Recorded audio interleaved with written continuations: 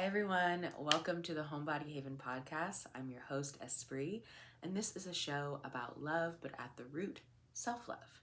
So in today's episode, I wanted to talk a little bit more in depth about how to actually build your own homebody haven and how to do that through building rituals and routines and systems in your day-to-day life that allow you to feel more embodied, more empowered, more secure, and that produce a sense of ease internally. So for myself, I've realized that I have felt really out of whack when I have no organization, I have no schedule, I have no routine, and so I have no structure in my life. And it really ramps up any anxiety or discomfort or frustration that may sort of be lingering in my system. And it makes it harder for me to kind of snap back to reality and snap back to myself when something external kind of blows up in my face, right? Because I have nothing to land on. And I've noticed, especially now that I'm entering into the space of self-employment, that I don't have the same kind of structure that I once had when I had a 9 to 5 job. And it's easier, I think, to build a routine around a 9 to 5 because between the hours of 9 and 5 or whatever start and end time of your job, you're able to say, okay, before that, I need to get these things done. And then afterwards, I'll give some time and attention to that. Whether that is how you prepare dinner or meal prep, when you go to the gym, when and how long you do like skincare for, if you meditate in the morning or go on a walk, how you have breakfast and your coffee, when you do any reading, whatever it is that helps you kind of recenter and organize your life and the things that you put around all the productive parts of your life. So what I've been doing recently and getting back into routine and structure has been putting things into categories, right? So categories of my self-care, so things like skincare, hair care, body care, and then also anything that revolves around mindfulness kind of sits in there. So meditation, breath work, going on walks, other exercise related things. So going to the gym, and I guess also walking is a part of the exercise routine. And then also when I'm going to be making a meal, what meals I'm going to be eating. And then on top of that, now I'm having to create structure within business and work. So whether it's my filming schedule, whether it's looking at how I'm organizing programs and one-on-one sessions for coaching, how I'm organizing my schedule for body work, how I'm organizing my schedule for study and coursework, that kind of thing. And then anything else that's around it outside of that. I do sound baths with other facilitators, so that's a whole different schedule in and of itself. So having all of those things to organize, I know myself, and I'm sure other people can relate. Please let me know if you can relate down below. You start to feel a little scatterbrained, and that can make you feel a little anxious and overwhelmed and a little out of control of the world, and then it feels like you're floating in air and you can't really find a safe place to land and ground and create some ease. So throughout the course of this episode, if you want to pull out a sheet of paper and try and organize your entire life in 15 minutes, by all means, feel free to. And before I go over what it is that I'm going to be doing and implementing, and you can follow along yourself, make sure that if you're watching today's episode, you subscribe, like, and comment, really engage with the video. It really helps out a lot. And if you're listening, thank you so much for listening. You can always head on over to the YouTube channel and subscribe there as well. So for me, I like to look at it just on the course of my general day. The schedule can change based on if I have a meeting or a session that I have to do in the morning, or if it's not until later in the afternoon. It's going to be day to day, but I try and keep a general structure throughout every day. That way there feels like there's some regularity with room for flexibility. Because I'm not one of those people that can be so militant that I wake up at the exact same time every day, and then I do this, and then I do this, and then I do that, and then I go to bed. It's just not going to happen. I'm a night owl, but I like to wake up relatively early. I have all of these other things, all of these different things going on, both personal and professional. And so I have to keep some structure, but it's not so strict that there isn't room to kind of ebb and flow. So as far as waking up, I try to wake up early enough, right? So my alarm goes off at 6:30. I probably wake up at 7. Like I'll wake up, shut off the alarm. I have another alarm that goes off at 7, and then I'll kind of lounge around in bed before I look at any emails, before I look at my phone, before I start any work.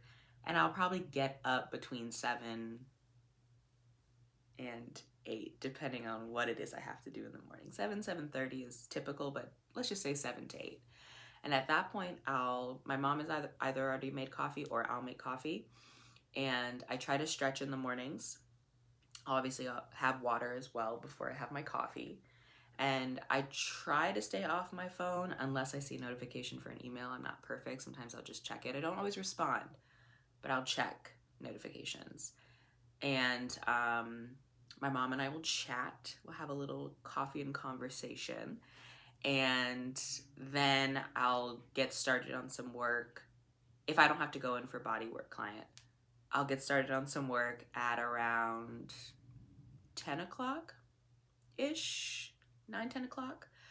Sometimes I'll go on a walk beforehand if the weather's nice. Right now in Charleston, the weather's in that weird space where it's 65 degrees in the morning, and then if you blink for too long, it's suddenly 97. So you kind of have to find that sweet spot if you want a morning walk that doesn't feel sweltering in the heat. But I might go on a walk beforehand after I've had my coffee and kind of settled into the morning a little bit. Then I'll get home, take a shower if I go on a walk, and then start some work. Usually starts with checking emails, checking any notifications to see if people are requesting appointments, checking Square to see if there's appointment requests, and then checking my calendar just to see if I have any calls, meetings, or sessions that I need to be. If I have body work, obviously I'll get dressed, go to my suite and see my client there, and then I'll come back and finish up any studying. Right now I don't need to talk about that, but right now I'm building some back-end systems with business, and it's going pretty good.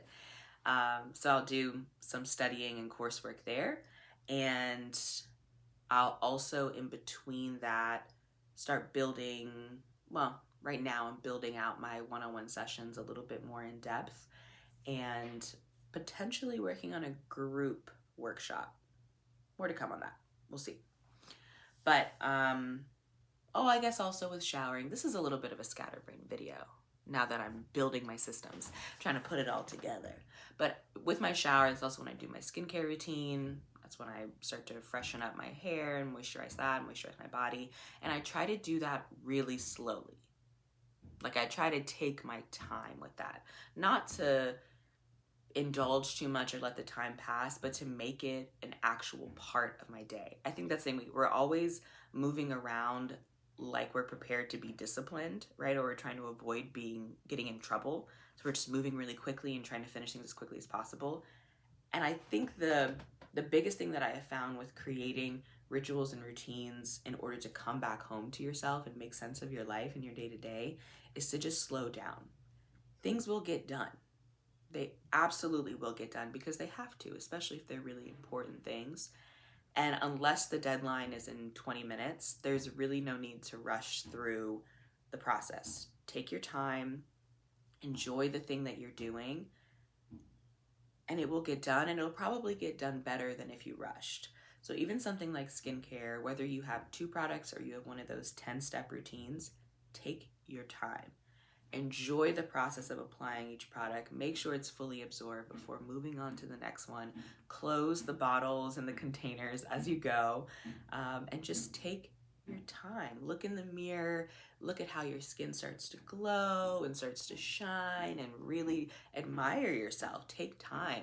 These are really important things. They seem really minuscule, but when you feel beautiful and you feel like you've taken care of your vessel, the way that you approach the rest of the world and the people in it and any other thing that you have to get done is usually from a space of calm and ease, as opposed to a space of chaos and overwhelm and speed. And so that's skincare. Then we move into work mode. And work mode is when I'll have my notebooks, digital calendars, a physical calendar. I'll have my emails up, and I'll just try and process through each thing one at a time. Check emails, check notifications, check messages, respond, get those out of the way. Check the calendar for any calls or meetings that are going to be happening in person or virtually, and make sure that everything is set up necessary for those. Any notes that I have to give or something to take notes with, and just try and organize the rest of my time around when those occur. I try and keep most of my meetings within the same time range, especially if they're on the same day, but you know, it all depends on whenever someone else is available when I can do that. So after I've gotten some work things out of the way, studying, messages, calls, meetings, whatever it is, any posting that needs to be done on social media, whether that's for the podcast or for an event, or for body work, which I need to get much better at.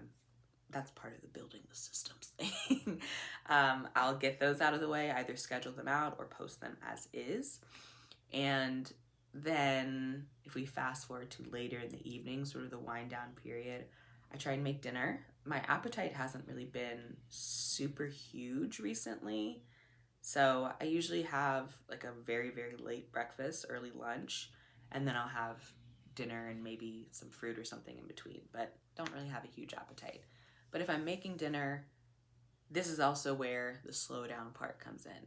Sometimes I make a really quick dinner and it doesn't really involve much, but sometimes I like to take my time. I want to lay out the onion, the garlic, the celery, the vegetables, whatever the protein is, whatever the starch, whether it's rice or potatoes or pasta, and I want to take my time in preparing all the necessary ingredients and not just toss everything in the pot, season it real quick, and just let it cook down. I'm gonna let the onions sweat a little bit. Then I'll add the garlic in a little water to stop the garlic from burning. There's a pro tip.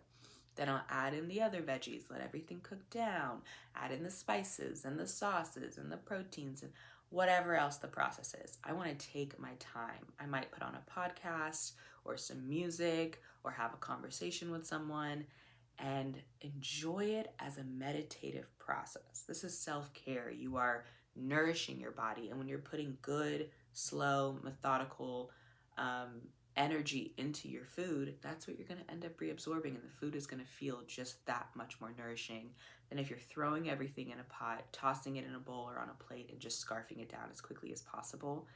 You're not going to feel settled. And this is about feeling settled. These are routines to help you feel more at ease in your own body and vessel, so that this feels taken care of, so that everything else can be taken care of at a higher level. So after I eat, I might take another shower and do my skincare again, nice and slow and methodical. And I try to stretch every night. One, I try and practice what I preach as a stretch therapist to my clients. And I like to take my time with this. Anytime I ask any of my clients, have you been stretching in between our appointments? They'll go, kind of, sometimes. And usually what that looks like is them spending 10 minutes stretching their entire body like this. And they're like, yeah, I stretched. No, we are holding each position 10, 15, 20, 30 seconds. And we're breathing. My eyes might be closed. I might have on another video or some music going. And we're gonna take our time. We're gonna take our time and we're gonna really feel the release happening in each of our muscles in our body. And then we're gonna end maybe in meditation or some light breathing. And I try to read at night. I am a nighttime scroller. It's not the best. It's something that I'm actively working on. Give me a minute. But right now I'm reading The Body Keeps Score. I've read it a couple times and it's a really great book. Excuse me. So I'll read at night. I might get on my phone a little bit if I'm being completely honest. And then I try to go to sleep. Like I said earlier, I'm a night owl. So as much as I would love to say I go to bed at 9:30 or 10 p.m., that would be an intense lie. I probably go to bed at midnight or 1 o'clock is when I actually close my eyes and fall asleep. But usually 6-7 hours of sleep and I'm pretty good. So my wake up time and sleep time usually work out quite well. And in between all that, I go to the gym. typically after I've gotten some work done and before dinner. And going to the gym is going to vary a little bit. I used to be really heavily in the gym a few years ago. And now getting back into it, it's almost like my body is trying to remember how to work out. I don't know if anyone else has ever experienced that, where you stop going. They say it's like riding a bike, and it's not. I find myself having confusion around the gym. I walk around and I'm like, I'm gonna do upper body, but I don't want to do every single machine, every single move for upper body that I know how to do. So I'm trying to write out my workouts and involve a little bit of full body on every day. So whether that's starting on the treadmill or whatever other cardio machine, then moving into my heavier lifts, then accessory lifts, and then I might finish with some cardio as well, just to keep a little extra blood flow and recover. But yeah, having a routine, as loose as my routine could feel, it is so much better for me than if I have no routine at all. If I just wake up and just decide how my day is going to go as it goes along, usually not much gets done. If I have some level of a plan, some short to-do list, even if it's 3 items, right? Study this thing, post this thing, write about this thing, make these calls. 3 or 4 items. If I have that, I feel so much more in control of my day, with keeping the understanding that I can't control everything, right? There's going to be a last minute meeting. There might be a last minute appointment, right? I might have someone scheduled a few hours before the actual appointment time. And if I accept the appointment, now I have to rework the rest of my day just to fit around that. And I think having flexibility while also having structure and finding that happy medium has been the best thing for me, and probably for other people, in order to find that haven, that safe space, that piece of home in your body. That's what this is all about, is finding a way to feel balanced and even and clean in your system, so that you don't feel heavy and anxious and worried and overly concerned about things that you can't control. And this process for me has truly been about letting go of control and allowing things to happen and play out in the way they're going to. And I'm not perfect at it. Sometimes I say things that are going to try and control a situation. Sometimes my actions will look as if I'm trying to control a situation. I'll procrastinate, and that's like also kind of controlling a situation, because now you're putting yourself in a place where you're going to feel anxious and overwhelmed when that deadline happens. So I'm really trying to focus on slowing down, figuring out what are the important things that I need to get done, making sure that when I'm doing things for myself, that I'm doing them at a pace and at a speed and with an intention that is going to get me to that desired feeling. And I'm not putting unrealistic expectations on my plate. That doesn't mean you don't take risk. It doesn't mean that you don't try something new. It doesn't mean that you don't step into the unknown when it comes to your routine or things that you're doing in your day. It just means you're not putting so much on your plate that you know that you're not going to be able to accomplish in a singular day. I don't believe there's a necessary reason to overly challenge yourself in that way on a regular basis. Every once in a while, but not regularly, because that's how you get into burnout. That's how you get into overwhelm. That's how you get into overworking. And usually overworking results in underperforming. So those are just some of the things that I do to create a smooth routine and ritual for my day. And I'm able to implement it on a day-to-day basis without feeling overwhelmed or feeling lazy, like I'm not doing enough. It's finding that happy medium while still seeing some progress happening. Put down in the comments below, what is your daily routine, or what has been one thing that you've implemented into your daily routine that feels like you have to do it, right? It has become so routine and habitual, almost like brushing your teeth, whether it's a hobby or a mindfulness technique or some sort of self-care. I would love to know down below. And like I said before, please make sure that you subscribe to the channel and subscribe on any listening platform that you're hearing this episode on.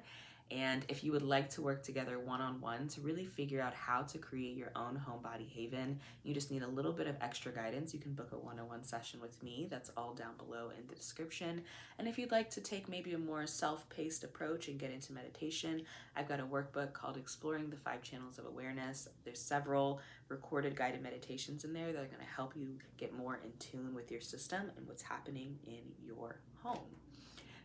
Thank you guys so much for watching or listening. Make sure you tune in next week on 11 a.m. on Thursday for a new episode of the Homebody Haven podcast. And if you haven't already, check out my previous video. It's a preview video of my new series called Creative Conversations, where I talk with artists and creatives and really get to the heart of the art. Thank you all so much for watching. I'll see you next week. Bye.